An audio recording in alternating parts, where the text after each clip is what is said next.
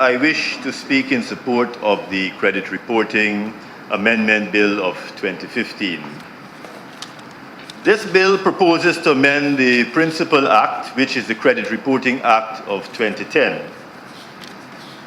Mr. Speaker, this act deals with the licensing of credit bureaus to operate in Guyana, and it makes provisions for the sharing and utilization of credit information in order to strengthen the system through which individuals and businesses can access credit. This act would have been passed at a time during which the current opposition had control of both the government and this National Assembly. So we can assume that the operation of a credit bureau in Guyana was something they found desirable, and that there is some good reason why they wanted to have a credit bureau operating in Guyana back in 2010. So I'm a bit surprised that the Honorable Member Ali has just discovered that there is a deficiency in the institutional infrastructure, as he puts it, to support the industry. If I could, Mr. Speaker, I'd like to just give some background to the situation here in Guyana that has led us to a stage where we now have to propose amendments to this bill. Because of the sensitivity surrounding the sharing of private financial information, this new piece of legislation was created especially to govern the operation of a credit bureau in Guyana. The Credit Bureau Act of 2010 sets detailed conditions for the licensing and supervision of credit bureaus operating in Guyana. And it also addresses issues of consent, data security, confidentiality, governance, and consumer rights, all of which were troubling the honorable member. The Bank of Guyana is the designated regulator to ensure that safeguards are duly followed. The Bank of Guyana also has rights to request information and also to suspend licenses. Currently, as was said before, there is just one credit bureau operating in Guyana. It was licensed in July of 2013. It's an Icelandic company with branches in 20 countries, including Jamaica. However, the presence of this credit bureau in Guyana has not succeeded in creating a profitable market for credit information in Guyana. And this is due mainly with difficulties in obtaining permissions from consumers. No new credit bureaus have entered the market since the licensing of this particular company. Current credit bureau coverage in Guyana is estimated at 2.4%, compared to a regional average of 40.5% and a 69.6% coverage in Trinidad and Tobago.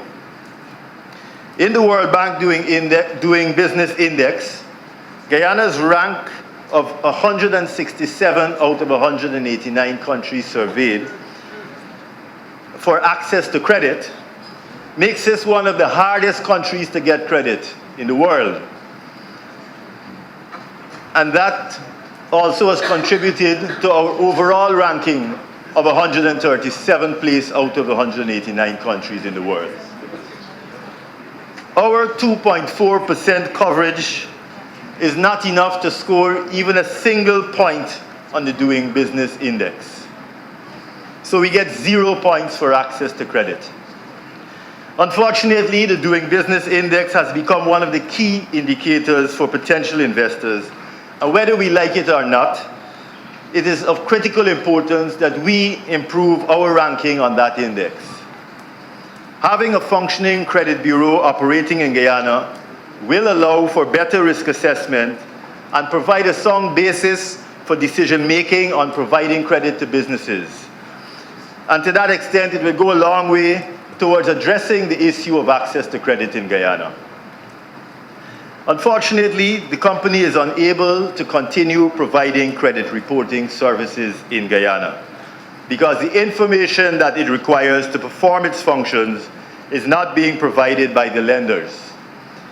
The Principal Act requires the lenders to get consent from the consumer before sharing their credit information with a credit bureau. Customers are not giving these consents and are therefore not benefiting from having a system in place that can provide banks and other lenders with information on their credit history and credit scores when considering their loan applications.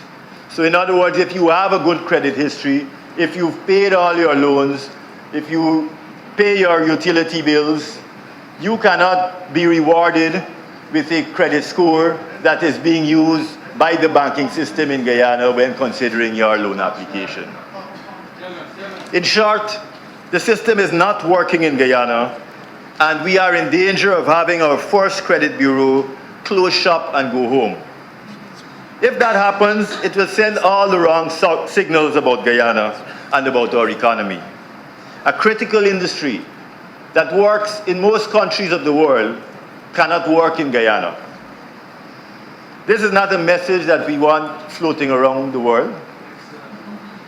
The stated purpose of the Principal Act was to establish a credit reporting industry with the aim of enabling more reliable, competitive, and responsible credit lending while protecting borrowers' rights. This is what it says in the Principal Act. It does this by licensing a legal entity, the Credit Bureau, to engage in collecting and processing credit information for the purpose of furnishing reports and offering value-added services. But the Principal Act, unfortunately, did not go all the way. While we applaud this measure by the previous administration to have credit bureaus operating in Guyana and to improve the access to credit to businesses and individuals, we believe that the Principal Act had some deficiencies, and these amendments are here to correct these deficiencies and to make the industry work properly. If I could just get to the bill itself, it proposes amendments really to just 4 sections of the Principal Act. There are 11 amendments in all, and they all apply to Part 3 of the Principal Act, which has to do specifically with credit reporting. The first amendment makes it mandatory for the credit information provider, that is the lender, to request a credit report from the Credit Bureau before granting credit to a customer.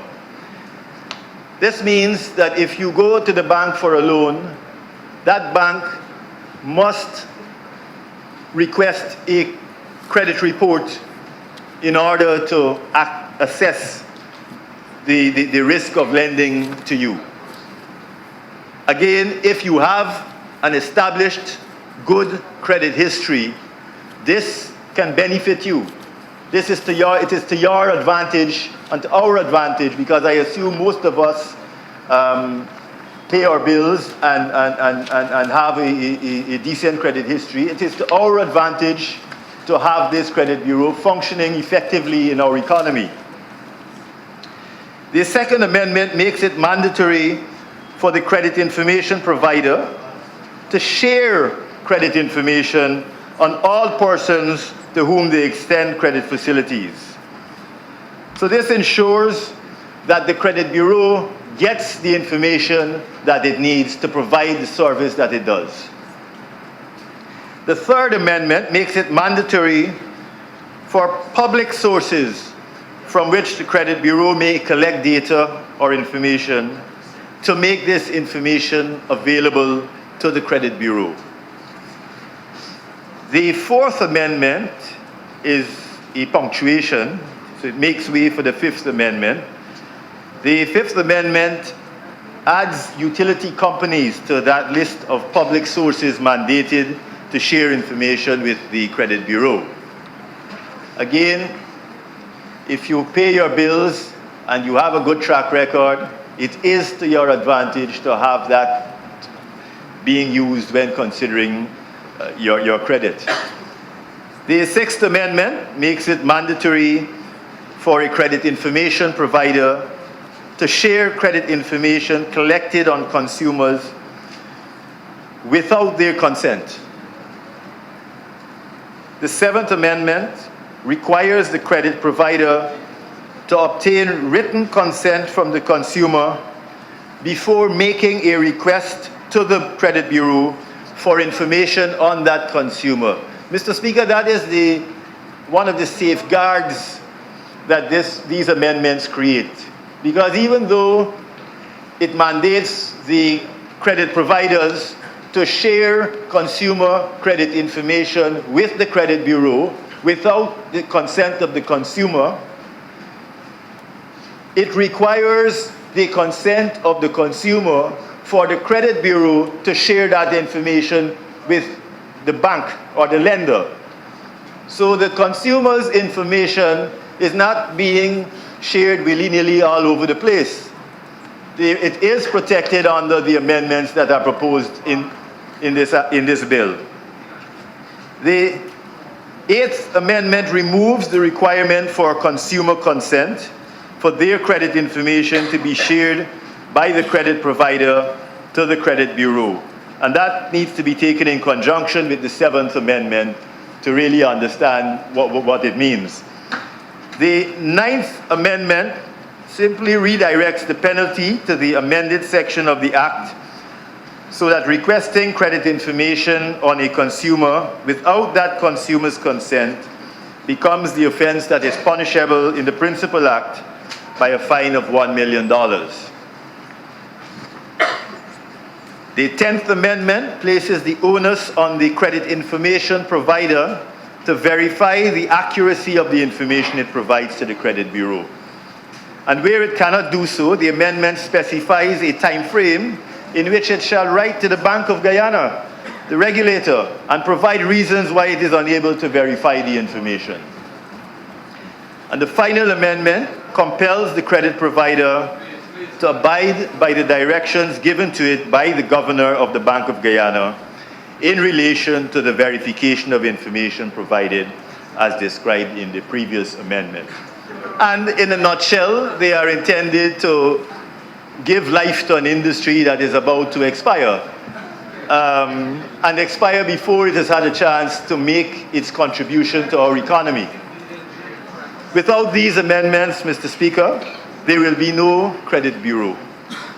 The current provider of this service cannot survive if it cannot get the information that it needs to generate its income. It will pack up, as I said, and it will go away. And I don't think that is what we want to happen in our economy at this point. And no one else is going to come in and take up the slack, because there's clearly not a profit to be made in that industry as it is. So, Mr. Speaker, I also cannot overemphasize the importance to our long-term economic well-being of having this credit bureau operating in Guyana.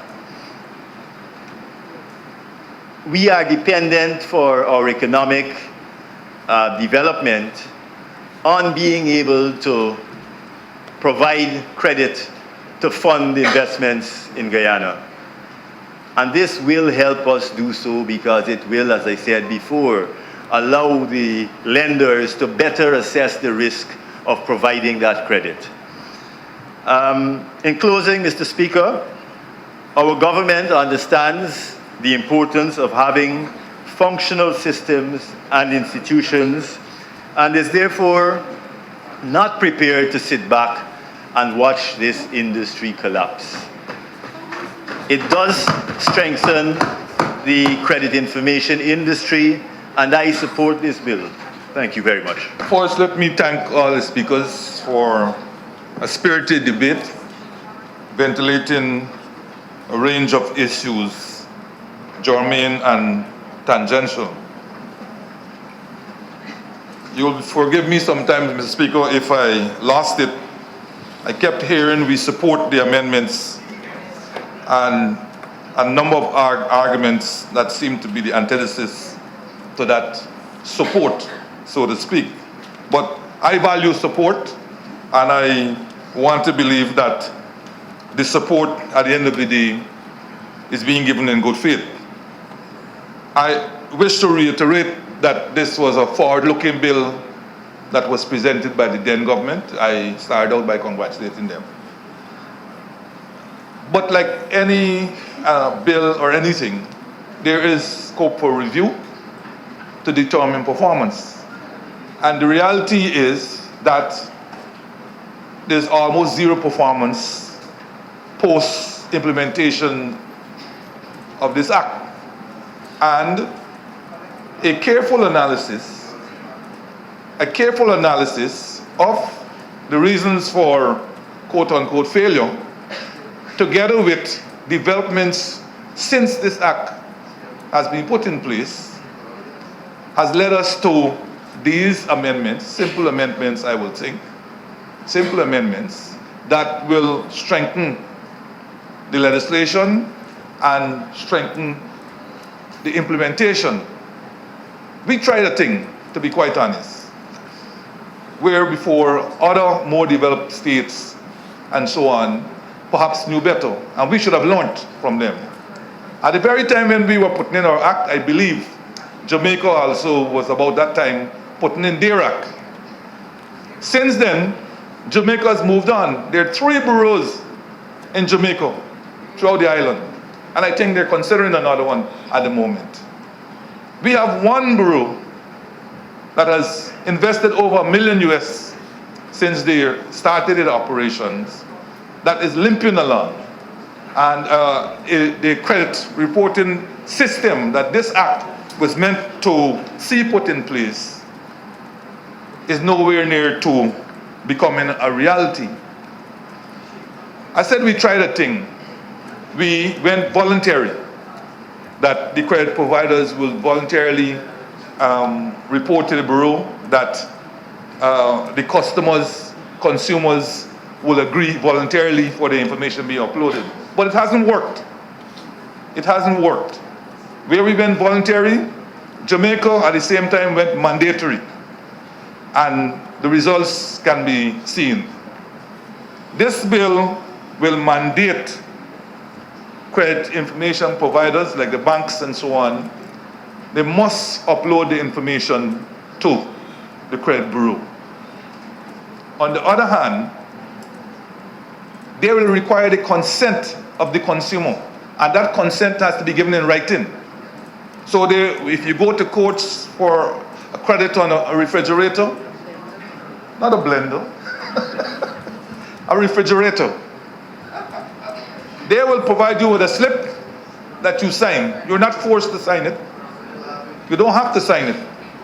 But then courts don't have to give you credit either. So it's as simple as that. You sign, and that is the ammunition for which the CIPs, right, the credit information providers, will use to access your information held by the credit bureau. We've heard about transactions costs. Look, to move on, some costs, whether it's $1 or $5 or $10, will be involved. That's the cost of modernizing. It's the cost of modernizing. As to who pays it, it could be the consumer pays in full, it could be courts paying in full, or we share the costs. But the long and short is, where costs are involved, there must be some level of sharing, right, for the greater good. Guyana is way behind. There are other countries with credit bureaus, and we get now like if this is something new. This is not something new. Other people go out there, credit card. We heard about Guyana being a cash economy. That might be a reality. But we have to move away from this business about cash economy. That is more of a cost than all the existing modern systems that we have in place. Credit cards, money transfer, and so on. The cost of actually printing that money. If you knew the cost of continuously printing this money and going up to $5,000 and considering a $10,000 bill and so on, that is where costs are. No, I said, I'm not considering 10,000. I said considering 10,000 and so on. You know, that is where costs are concerned. So I like I said, I believe genuinely that we're all on board where this credit reporting system is concerned, we're all on board that this legislation needs strengthening. I believe we're all on board with the amendments that are being proposed today. I agree fully, and I said it in my opening remarks, that a dramatic public information campaign has to be mounted. And this is not only the business of the government. Crucial to this has to be credit info. You have to spread the message out there that you exist. What do you do? What are the benefits to you? There's always a fear of change, but it doesn't mean we don't have to change, right? I believe, honestly, if we explain those changes, increasingly, more and more people will adapt to the changes. It is unfortunate that you have to be mandatory instead of voluntary, but this is the price sometimes we pay for modernization. Some giving away of our so-called freedom. Like I said, you don't have to sign whenever the credit information provider gives you the slip. You don't have to sign. Well, you don't get the money, all right? So, Mr. Speaker, I think we have had our say on this bill, and I believe it's time for me to sit and give way for us to consider this bill clause by clause, and with the hope that they will be passed unamended or unopposed. Thank you, Mr. Speaker.